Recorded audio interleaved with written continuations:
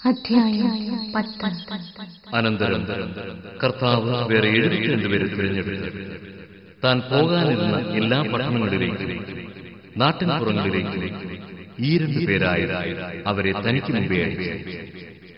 അവൻ അവരോട് പറഞ്ഞു, കൊയ്ത്തു വളരെ, വേലക്കാരോ ചുരുക്കം.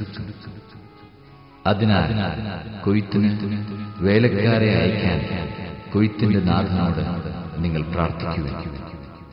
പോകുവിൻ, ഇതാ ചെന്നായ്ക്കളുടെ ഇടയിലേക്ക് കുഞ്ഞാടുകളെ എന്ന പോലെ ഞാൻ നിങ്ങളെ അയക്കുന്നു. മടിശീലയോ സഞ്ചിയോ ചെരിപ്പോ നിങ്ങൾ കൊണ്ടുപോകരുത്. വഴിയിൽ വെച്ച് ആരെയും അഭിവാദനം ചെയ്യുകയും അരുത്. നിങ്ങൾ ഏതു വീട്ടിൽ പ്രവേശിച്ചാലും ഈ വീടിന് സമാധാനം എന്ന് ആദ്യമേ ആശംസിക്കണം. സമാധാനത്തിന്റെ പുത്രൻ അവിടെ ഉണ്ടെങ്കിൽ നിങ്ങളുടെ സമാധാനം അവനിൽ കുടികൊള്ളും. ഇല്ലെങ്കിൽ അത് നിങ്ങളിലേക്ക് തിരിച്ചുപോരും. അവരോടൊപ്പം ഭക്ഷിക്കുകയും പാനം ചെയ്യുകയും ചെയ്തുകൊണ്ട് ആ വീട്ടിൽ തന്നെ വസിക്കുകയും. വേലക്കാരൻ തന്റെ കൂലിക്ക് അർഹനാണല്ലോ. നിങ്ങൾ വീട് തോറും ചുറ്റി നടക്കരുത്. ഏതെങ്കിലും നഗരത്തിൽ നിങ്ങൾ പ്രവേശിക്കുകയും അവർ നിങ്ങളെ സ്വീകരിക്കുകയും ചെയ്യുമ്പോൾ നിങ്ങൾക്ക് വിളമ്പുന്നത് ഭക്ഷിക്കുകയും അവിടെയുള്ള രോഗികളെ സുഖപ്പെടുത്തുകയും ദൈവരാജ്യം നിങ്ങളെ സമീപിച്ചിരിക്കുന്നുവെന്ന് അവരോട് പറയുകയും ചെയ്യുന്നു. നിങ്ങൾ ഏതെങ്കിലും നഗരത്തിൽ പ്രവേശിക്കുമ്പോൾ അവർ നിങ്ങളെ സ്വീകരിക്കാതിരുന്നാൽ തെരുവിലിറങ്ങി നിന്നുകൊണ്ട് പറയണം, നിങ്ങളുടെ നഗരത്തിൽ നിന്ന് ഞങ്ങളുടെ കാലുകളിൽ പറ്റിയിട്ടുള്ള പൊടി പോലും നിങ്ങൾക്കെതിരെ ഞങ്ങൾ തട്ടിക്കളയുന്നു. എന്നാൽ ദൈവരാജ്യം സമീപിച്ചിരിക്കുന്നുവെന്ന് നിങ്ങൾ അറിഞ്ഞുകൊള്ളുക. ഞാൻ നിങ്ങളോട് പറയുന്നു, ആ ദിവസം സോദോമിന്റെ സ്ഥിതി ഈ നഗരത്തിന്റേതിനേക്കാൾ സഹനീയമായിരിക്കും.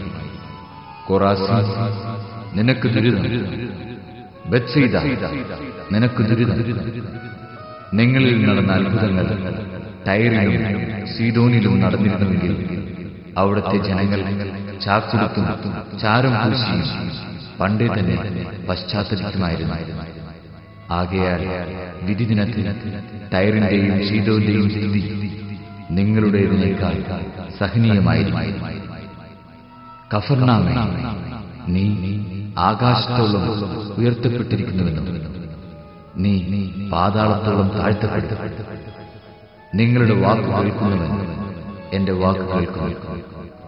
നിങ്ങളെ നിരസിക്കുന്നവൻ എന്നെ നിരസിക്കുന്നു. എന്നെ നിരസിക്കുന്നവനും എന്നെ അയച്ചവനെ നിരസിക്കുന്നു. 72 പേരും സന്തോഷത്തോടെ തിരിച്ചു വന്ന് പറഞ്ഞു, കർത്താവേ, നിന്റെ നാമത്തിൽ പിശാചുക്കൾ പോലും ഞങ്ങൾക്ക് കീഴ്പ്പെടുന്നു. അവൻ പറഞ്ഞു, സാത്താൻ സ്വർഗത്തിൽ നിന്ന് ഇടിമിന്നൽ പോലെ നിവദിക്കുന്നത് ഞാൻ കണ്ടു. ഇതാ പാമ്പുകളുടെയും തേളുകളുടെയും ശത്രുവിന്റെ സകല ശക്തികളുടെയും മീതെ ചവിട്ടി നടക്കാൻ നിങ്ങൾക്ക് ഞാൻ അധികാരം തന്നിരിക്കുന്നു. ഒന്നും നിങ്ങളെ ഉപദ്രവിക്കുകയില്ല. എന്നാൽ പിശാചുക്കൾ നിങ്ങൾക്ക് കീഴടങ്ങുന്നു എന്നതിൽ നിങ്ങൾ സന്തോഷിക്കേണ്ട. മറിച്ച് നിങ്ങളുടെ പേരുകൾ സ്വർഗത്തിൽ എഴുതപ്പെട്ടിരിക്കുന്നു എന്നതിൽ സന്തോഷിക്കുന്നു. ആ സമയം തന്നെ പരിശുദ്ധാത്മാവിൽ ആനന്ദിച്ച് അവൻ പറഞ്ഞു, സ്വർഗത്തിന്റെയും ഭൂമിയുടെയും കർത്താവായ പിതാവേ, അവിടുത്തെ ഞാൻ സ്തുതിക്കുന്നു. എന്നാൽ അങ്ങ് ഇവ ജ്ഞാനികളിൽ നിന്നും ബുദ്ധിമാന്മാരിൽ നിന്നും മറച്ചുവെക്കുകയും ശിശുക്കൾക്ക് വെളിപ്പെടുത്തുകയും ചെയ്തു. അതേ പിതാവേ, അതായിരുന്നു അവിടുത്തെ അഭീഷ്ടം. എല്ലാ കാര്യങ്ങളും പിതാവ് എന്നെ ഏൽപ്പിച്ചിരിക്കുന്നു. പുത്രൻ ആരെന്ന് പിതാവല്ലാതെ ആരും അറിയിക്കുന്നില്ല. പിതാവ് ആരെന്ന് പുത്രൻ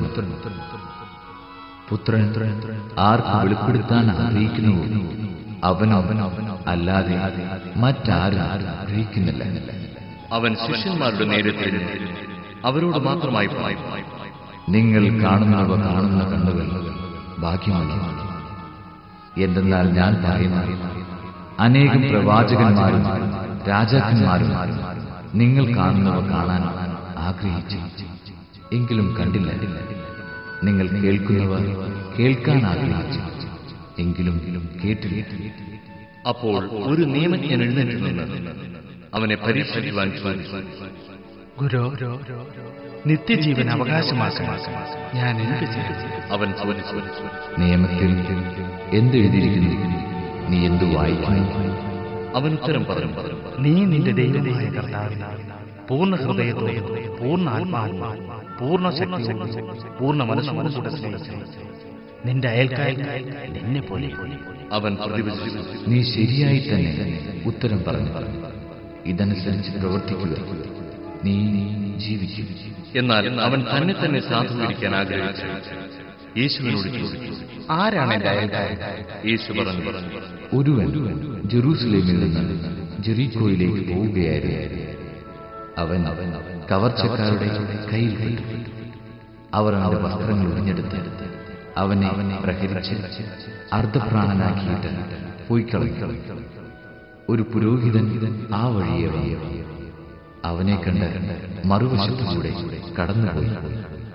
അതുപോലെ ഒരു ലേവായൻ അവിടെ വന്നപ്പോൾ അവനെ കണ്ടെങ്കിലും കടന്നുപോയി. എന്നാൽ ഒരു സമരിയാക്കാരൻ യാത്രാമധ്യേ അവൻ കിടന്ന സ്ഥലത്ത് വന്നു.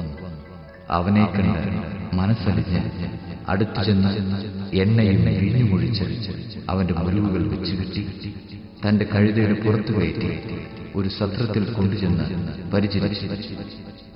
അടുത്ത ദിവസം അവൻ സത്രം സൂക്ഷിപ്പുകാരന്റെ കയ്യിൽ 2 ദിനാറ കൊടുത്തിട്ട് പറഞ്ഞു, ഇവന്റെ കാര്യം നോക്കിക്കൊള്ളണം. കൂടുതലായി എന്തെങ്കിലും ചെലവാകുന്നെങ്കിൽ ഞാൻ തിരിച്ചു വരുമ്പോൾ തന്നുകൊള്ളാം. കവർച്ചക്കാരുടെ കയ്യിൽപ്പെട്ട ആ മനുഷ്യന് ഈ മൂവരിൽ ആരാണ് അയൽക്കാരനായി വർദ്ധിച്ചത്? ആ നിയമജ്ഞൻ പറഞ്ഞു, അവനോട് കരുണ കാണിച്ചാണ്. യേശു പറഞ്ഞു, നീ പോയി അതുപോലെ ചെയ്യുക. അവർ പോകുന്ന വഴി അവനൊരു ഗ്രാമത്തിൽ പ്രവേശിച്ചു. മർത്ത എന്നു പേരുള്ള ഒരുവൾ അവനെ സ്വഭവനത്തിൽ സ്വീകരിച്ചു. അവൾക്ക് മറിയം എന്നു പേരായ ഒരു സഹോദരി ഉണ്ടായിരുന്നു. അവൾ കർത്താവിന്റെ വചനങ്ങൾ കേട്ടുകൊണ്ട് അവന്റെ പാദത്തിലിരുന്നു. മർത്തായാകെ പലവിധ ശുശ്രൂഷകളിൽ മുഴുവൻ വ്യഗ്രചിത്തയായിരുന്നു. അവൾ അവന്റെ അടുത്ത് ചെന്ന് പറഞ്ഞു, കർത്താവേ, ശുശ്രൂഷയ്ക്കായി എന്റെ സഹോദരി എന്നെ തനിയെ വിട്ടിരിക്കുന്നു. നീ ശ്രദ്ധിക്കുന്നില്ല. എന്നെ സഹായിക്കാൻ അവളോട് പറയുക. കർത്താവ് അവളോട് പറഞ്ഞു, മർത്ത, മർത്ത, നീ പലതിനെക്കുറിച്ചും ഉത്കണ്ഠാകുലയും അസ്വസ്ഥയുമായിരിക്കുന്നു. ഒന്നു മാത്രമേ ആവശ്യമുള്ളൂ. മറിയം നല്ല ഭാഗം തിരഞ്ഞെടുത്തിരിക്കുന്നു. അത് അവളിൽ നിന്ന് എടുക്കപ്പെടുകയില്ല.